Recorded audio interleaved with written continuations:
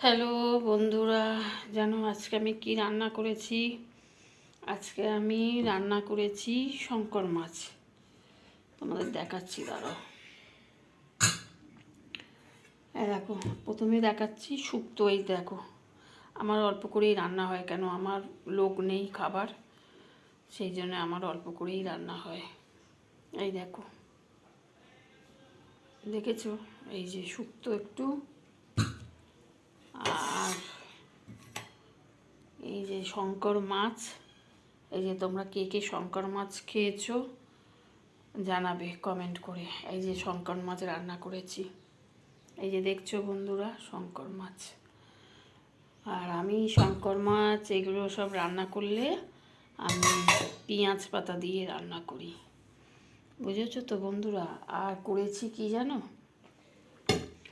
আর একটা করেছি, এই যে আমি যখন মাংস কিনতে যাই, যখন মাংস কিনে যদি দুটো লেগ পিস দিয়ে দেয় ভালো, তাহলে আমি মানে আমার তো দেখো লোক তো নেই খাবার, দুটো লেগ পিস আনলেও আমার মানে বড় দেখে দুখানা লেগ পিস নিয়ে আসে, কিন্তু আমার হয়তো মাংস থেকে যায়, জানো তো, রান্না করেও থেকে যায়, তখন আমি কাঁচা মাংস ফ্রিজে তুলে রাখি, ওই 5-6টা মতন তুলে রাখি। কেন অনেক সময় আমি ওগুলোকে ছোট ছোট করে কাটি, কেটে আর রাত্রির অনেক সময় রাত্রিবেলার একটা তরকারি করে নিই আলু দিয়ে, ছোটো ছোটো করে আলু কেটে, আর মাংসগুলোকে ছোটো ছোটো করে কাটি, কেটে নিয়ে এ করি। এবারে রবিবার যখন বাজার গেছি, আমাকে দিয়েছে তোমার একটা লেগ পিস দিয়েছে, একটা বডি দিয়েছে। এবার বডির মাংস না আমার ভালো লাগে না, আরোই ভালো লাগে না, তাই বলছি বডির মাংস দিয়ে দেবেন না, সেই বডির মাংসই দিয়ে দিয়েছে একটুখানি। বললো না বৌদি নেই, লেগ পিস নেই, একটা আছে, একটা নিয়ে যাও,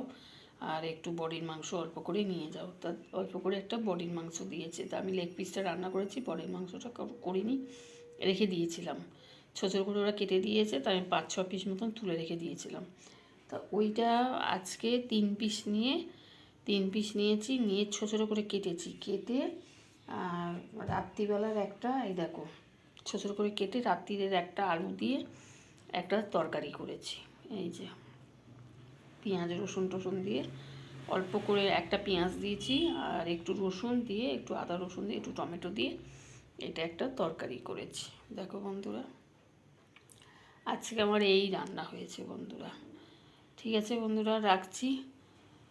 যখন আবার ভিডিও করব, আবার রান্না দেখাবো তোমাদের ভিডিও করে।